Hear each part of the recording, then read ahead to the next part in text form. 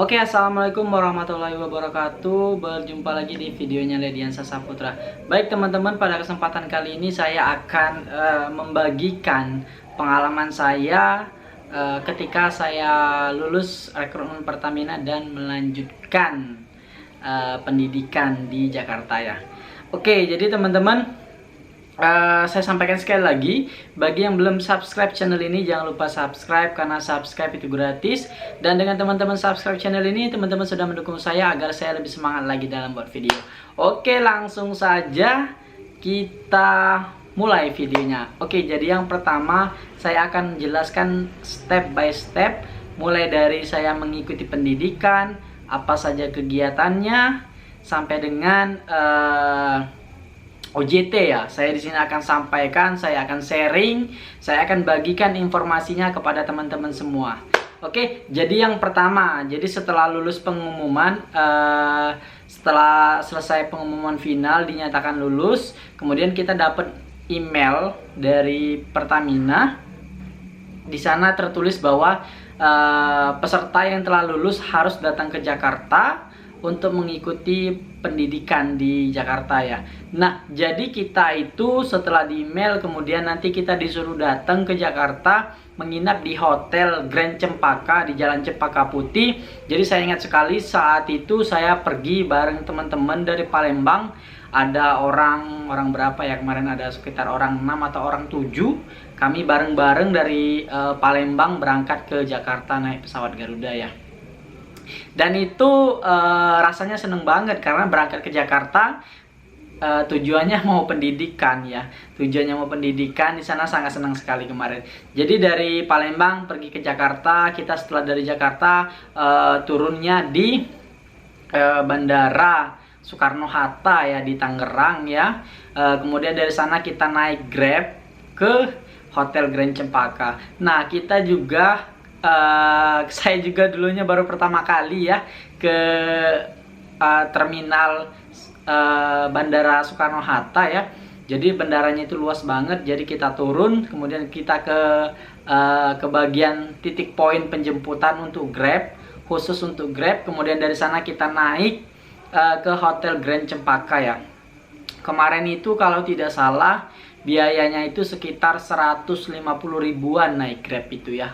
Udah belum termasuk tol ya. Kemarin itu tolnya berapa ya, kemarin saya lupa itu tolnya.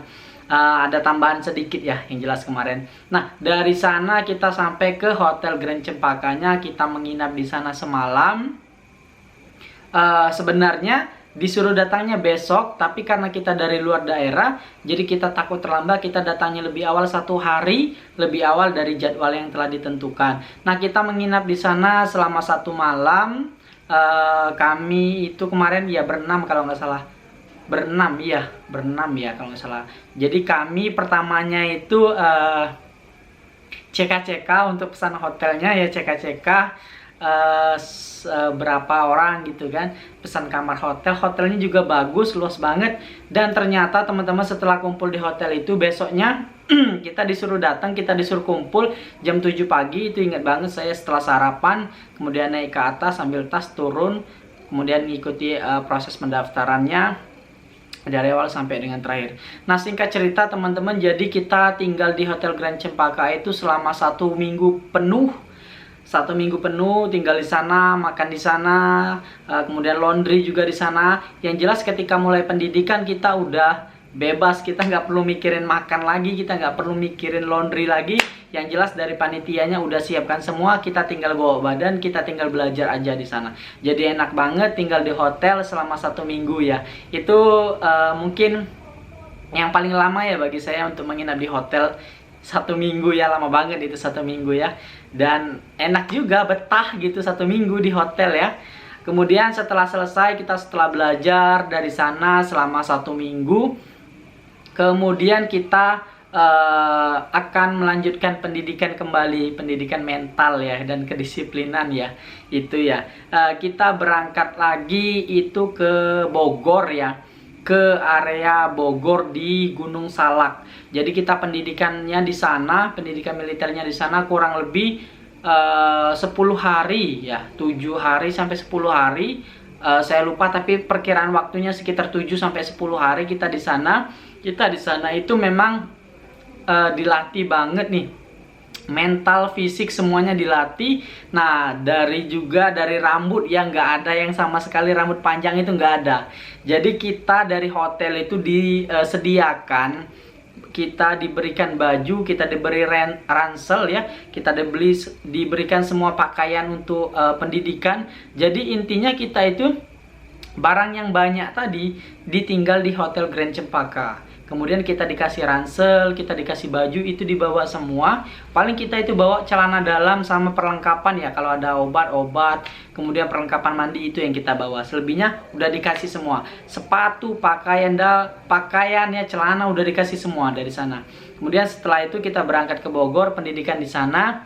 Nah, sedikit kaget juga ketika berada menitikan kaki ya di tempat pendidikan sana. Karena kita itu pas berangkatnya itu siang kalau nggak salah ya. Setelah sholat zuhur kita berangkat pakai mobil tentara, itu mobil yang besar itu yang muat berapa orang itu. Jadi kita dari Jakarta sampai ke Bogor itu naik mobil itu dan dikawal dengan ketat tuh sama TNI itu. Karena yang latih kita TNI, jadi dikawal dengan ketat. Jadi teman-teman mungkin pernah lihat iring-iringan TNI itu gimana? Jadi enak banget. Jadi dari Jakarta sampai dengan ke Bogor itu nggak ada macetnya sama sekali. Karena kita dikawal sama TNI ya. Jadi jalannya itu mulus banget, enak banget itu. Baru pertama kalinya saya naik mobil dikawal TNI sampai nggak ada macet sama sekali, langsung jalan aja dari Jakarta sampai ke Bogor ya. Jadi sampai di Bogor itu di Bogor ya tahu kondisinya dingin ya kalau di Bogor. Kemudian di sana juga kita itu sedang hujan. Kemarin itu nyampainya sore, nyampainya itu maghrib ya, maghrib, hujan-hujan rintik-rintik. Kita turun dari mobil, kemudian kita sholat maghrib dulu.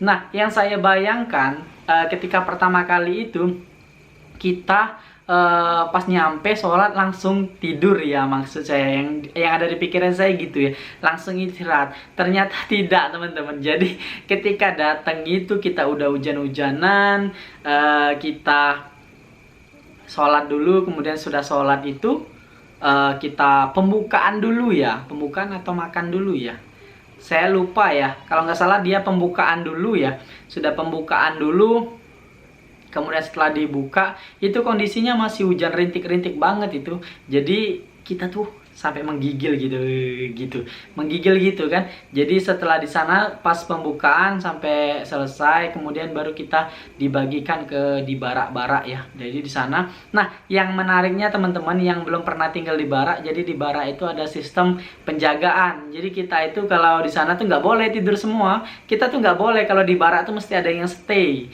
Karena kenapa? Katanya nanti kalau ada musuh kita bisa mati semua sebarak itu. Jadi maka dari sana kita diberikan tanggung jawab tuh.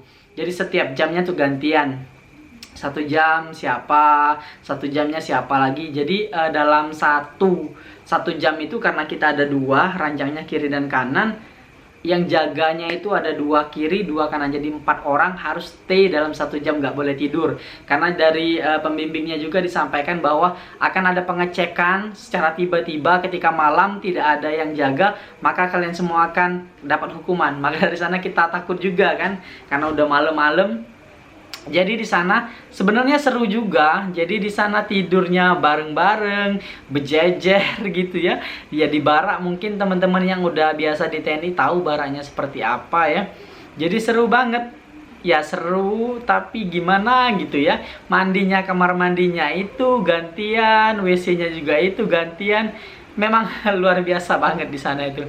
Jadi banyak belajar tentang wawasan kebangsaan, tentang PBB di sana. Jadi belajarnya macam-macam, bukan cuma sekedar Pertamina. Di sana lebih ke tentang bagaimana kita mengetahui, bagaimana kita sebagai seorang pemuda, bagaimana belajar tentang bela negara, wawasan kebangsaan, kedisiplinan, PBB, kemudian belajar tentang tali menali, belajar tentang mendaki. Banyak sekali pelajaran di sana yang kami dapatkan yang sangat bermanfaat sampai dengan sekarang. Jujur saja ya teman-teman, pengalaman tersebut mungkin pengalaman yang amat sangat luar biasa, tapi saya tidak mau lagi mengulanginya ya, karena memang luar biasa banget itu kemarin ya. Jadi sampai malam, jadi belajarnya dari pagi, kita sholat subuhnya wajib bareng, semuanya harus sholat.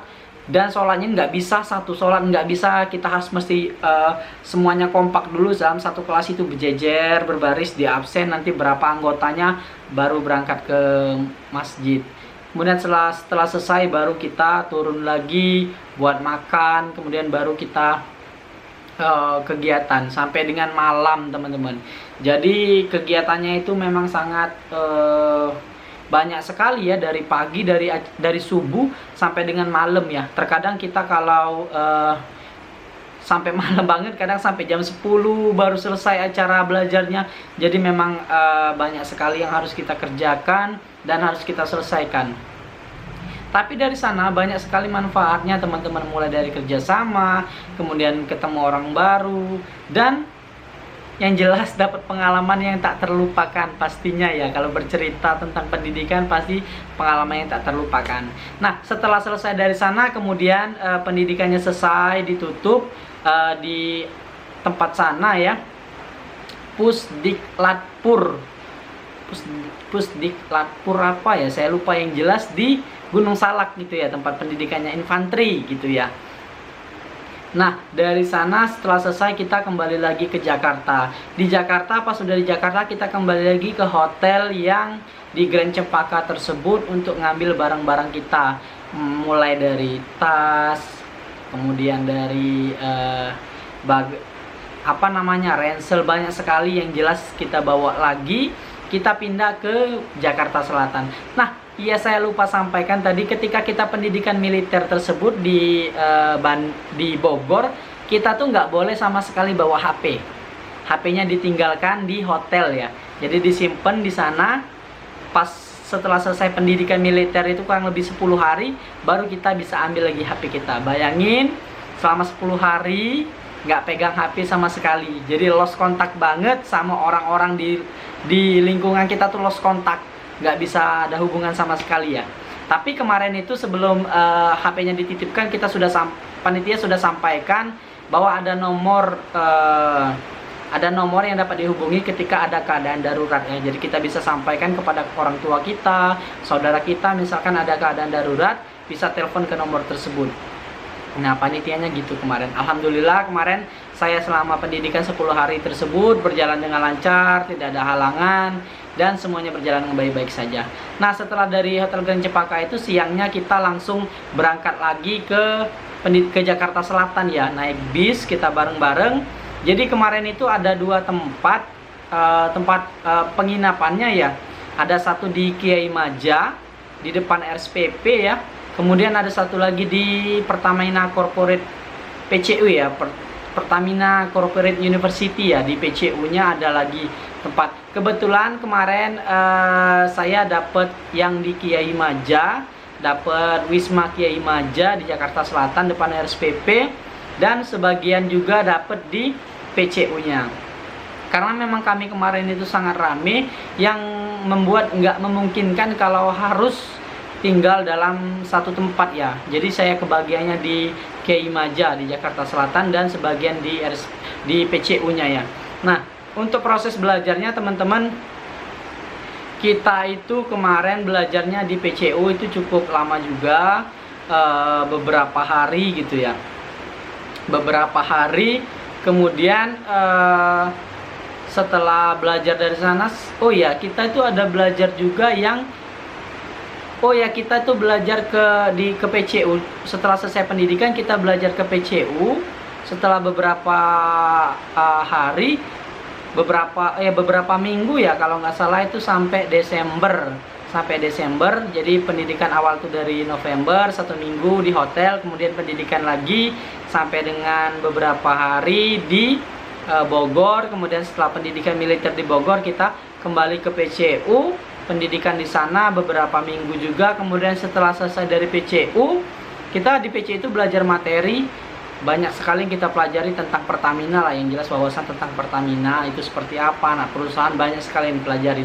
Kemudian setelah selesai dari PCU, kita disuruh berangkat lagi nih, nggak langsung penempatan, nggak, kita langsung disuruh berangkat lagi, itu berangkat ke Cepu. Nah teman-teman pasti yang daerah Cepu atau yang pernah pendidikan pasti tahu yang namanya Cepu ya. Cepu itu tempat pendidikannya orang-orang Pertamina, karena di sana tempat belajarnya. Kita kembali ke disuruh belajar ke Cepu selama beberapa minggu, beberapa hari disuruh belajar ke sana. Kita dari Jakarta, ya sama seperti tadi, waktunya amat sangat mepet ya. Kita dari sana, dari Jakarta, kemudian ke Cepu, naik kereta, itu saya ingat banget itu. Kita naik dari stasiun Gambir, naiknya itu dari sekitar jam 5 sore ya. Dari jam 5 sore sampai ke Cepu itu sekitar jam 12 atau jam 1 dini hari. Itu kita sampainya di Cepu. Kemudian di Cepu juga kita belajar beberapa minggu, beberapa hari juga. Di sana banyak juga, di sana lebih ke praktek tentang mempelajari tentang minyak ya, bagaimana proses pengolahannya. Kemudian kita belajar tentang proses destilasi. Banyak sekali belajar di sana. Kita juga belajar tentang kilang ya. Di sana di Cepu sana tuh ada kilang, jadi kita belajar tentang prosesnya gimana, kita lihat penampakannya, kita naik ke atas tangki, kita dipping, itu di sana di Cepu ya. Kemudian setelah selesai dari Cepu juga, nah tapi di Cepu di sini kita tinggalnya di apa ya, kayak di wismanya PPSDM. Di Cepu itu kita belajarnya di PPSDM ya. Tapi kita tinggal di Wisma, kemudian kita setiap pagi jalan ke PPSDM rame-rame bareng, pakai yel-yel berbaris gitu, dan seru banget ini. Jujur saja seru banget di sana, walau beberapa minggu, tapi ketika kita belajar di sana kita pengen cepat-cepat selesai, kita pengen cepat kerja kemarin gitu ya. Tapi kalau sekarang diingatkan, wah seru juga di PPSDM ya kemarin. Sewaktu belajar enak banget ya, tinggal makan, belajar, makan, belajar, baju udah ada yang nyuciin, jadi aman banget. Jadi rata-rata hampir seluruh peserta rekrutmen kemarin itu berat badannya naik semua tuh, karena makannya teratur banget. Pagi makan ya jam 7, kemudian jam 9, jam 10 coffee break, jam 12 makan, jam 3 coffee break, jam 7 malam makan lagi. Jadi nggak ada, kita tuh nggak sempet lapar kalau pendidikan kemarin. Makanya banyak teman-teman tuh yang naik berat badan drastis ya, termasuk saya juga kemarin naik badannya yang cukup drastis juga. Nah kemudian setelah selesai pendidikan di Cepu, baru kita diumumkan di sana pada saat hari-hari terakhir, kita diumumkan penempatan OJT-nya. Nah, beberapa orang sudah dapat lokasi tempat OJT pada saat di Cepu, dan beberapa juga belum dapat ya, termasuk kami belum dapat. Jadi kami, tapi kemarin itu kita kebetulan dapat kembali lagi ke wilayah masing-masing ya, kembali lagi ke Mor 2. Alhamdulillah kita kembali lagi ke daerah asal ya. Banyak itu teman-teman, ada yang dari Mor 3 loncat ke Mor 7 ke Sulawesi, ada yang dari Kalimantan loncat ke Papua, itu banyak sekali. Alhamdulillah kita dari Palembang, dari Mor 2 kembali lagi ke Mor 2 semua. Kemudian setelah di Palembang kita diterima, diarahkan sama HC-nya, kita tinggal di Wisma Pelaju ya kalau saya tidak salah ya. Di sana tinggal kurang lebih 1 minggu. Kita dapat pengarahan dari HC-nya bagaimana untuk kedepannya, dan kita di saat terakhir di situ disampaikan kalau kita dalam beberapa hari ke depan kita akan melaksanakan OJT, dan di akhir pendidikan kita akan membuat KKW. Nah di sini teman-teman, jadi kita itu harus menyelesaikan finishnya, hasil akhirnya ketika selesai OJT kita akan membuat KKW.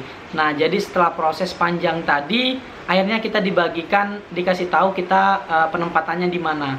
Kemarin itu saya ditempatkan di salah satu kota di ujung Sumatera Selatan ya. Saya OJT di kota Lubuk Linggau ya.